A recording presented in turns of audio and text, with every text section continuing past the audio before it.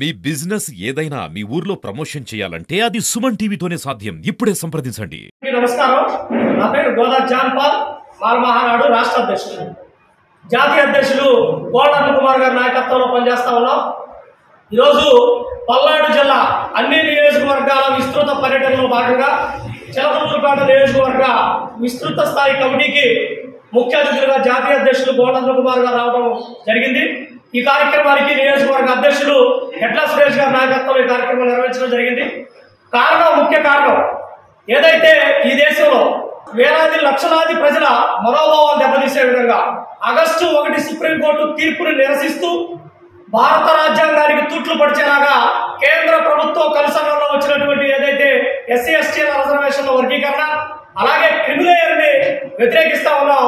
వ్యతిరేకించినటువంటి విషయంలో భాగంగా రాష్ట్ర వ్యాప్తంగా మాలమహానాడు జాతీయ అధ్యక్షుడు నాయకత్వంలో అన్ని జిల్లాల పర్యటన జరుగుతూ ఉంది. రాష్ట్ర రాజధాని అమరావతిలో రానున్న రోజుల్లో ప్రతి జిల్లాలో ఈరోజు జిల్లా సమావేశాలు జరుగుతూ ఉన్నాయి.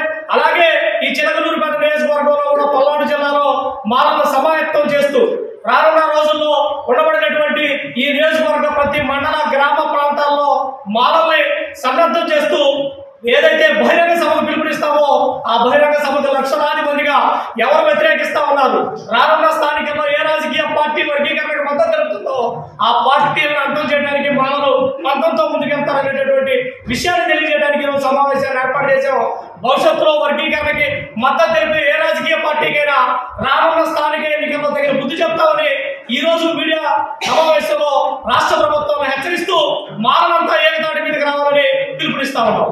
మీడియా మిత్రులకి ఉద్యమ జేబీలు ఈరోజు చిలకలూరుపేట నియోజకవర్గ మాల మహానాడు విస్తృత స్థాయి సమావేశం సోదరుడు ఎడ్ల సురేష్ గారి ఆధ్వర్యాన రాష్ట్ర అధ్యక్షుడు జాన్ పాల్ గారి నేతృత్వంలో సమావేశాన్ని ఏర్పాటు చేయడం జరిగింది. దీనికి సోదరుడు ముత్తయ్య గారు, భక్తవాత్సల్య గారు, జాన్ పాల్ గారు, మన గోదా బాలా గారు, అదేవిధంగా నియోజకవర్గ స్థాయి మండల స్థాయి నాయకులు చేసిన అందరికీ కూడా పేరు పేరు ఉద్యమ జేబీలు ఈరోజు డాక్టర్ బాబాసాహెబ్ అంబేద్కర్ ఇచ్చినటువంటి రాజ్యాంగ హక్కులు కాపాడుతున్నటువంటి కేంద్ర రాష్ట్ర ప్రభుత్వాలు తీసుకున్నటువంటి క్రిమినల్ విధానం వర్గీకరణ అంశాలకు సంబంధించి న్యాయ పోరాటం చేస్తూనే రాష్ట్ర వ్యాప్తంగా మాలలను ఐక్యం చేసి మాలల ఏకతాటిపై తీసుకొచ్చి వర్గీకరణ అంశంలో ఏదైతే సుప్రీంకోర్టు ఇచ్చినటువంటి ఆగస్టు 1 తీర్పుని నిరసిస్తూ ప్రజాక్షేత్రంలో కూడా ప్రజలకి మాలలకి ముఖ్యంగా ఎస్సీలుగా పిలువబడే 59 ఉపకులాల్లో జరుగుతున్నటువంటి అన్యాయం మీద రాజ్యాంగ సవరణ చేయకుండా వర్గీకరణ చేయడం జరగదు. ఆర్టికల్ 341 ప్రకారం రాజ్యాంగ విరుద్ధం.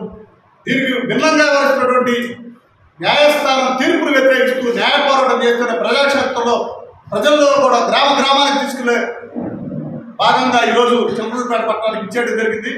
రానున్న రోజుల్లో మాలలంతా ఏకతాటి మీదకి వచ్చి 1,00,000 మందితో రాజధాని ప్రాంతంలో 2 తెలుగు రాష్ట్రాల్లో కూడా పెద్ద ఎత్తున ప్రజా పోరాటం ప్రజాక్షేత్రంలో ప్రజాబలం ముందు ఏది నిలబడుతుంది. గతంలో 2004లో కూడా ఇదే విధంగా వర్గీకరణ అంశం తీసుకొస్తే సుప్రీంకోర్టులో న్యాయ పోరాటం చేసి దాన్ని తీసుకురావడం జరిగింది.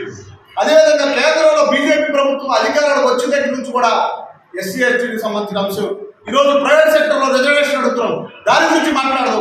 ఈరోజు ప్రైవేటైజేషన్తో పాటు కేంద్ర ప్రభుత్వ సంస్థల్ని ప్రైవేటైజేషన్ చేస్తున్నారు, దాని గురించి మాట్లాడదు.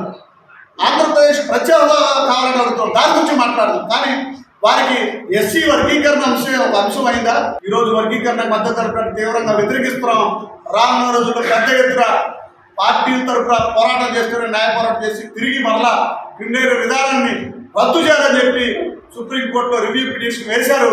మాల సంఘాలన్నీ కూడా దాన్ని కూడా సాధిస్తామని చెప్పి భారత రాజ్యాంగాన్ని కాపాడుకుంటామని సందర్భంగా తెలియజేస్తూ ఇక్కడ విచ్చేసిన మీడియా మిత్రులందరూ కూడా పేరు పేరు నా ఉద్యమ జేబీలు ధన్యవాదాలు తెలియజేస్తూ సెలవు తీసుకుంటున్నాను. జై భీమ్, జై భారత్, జై మాల.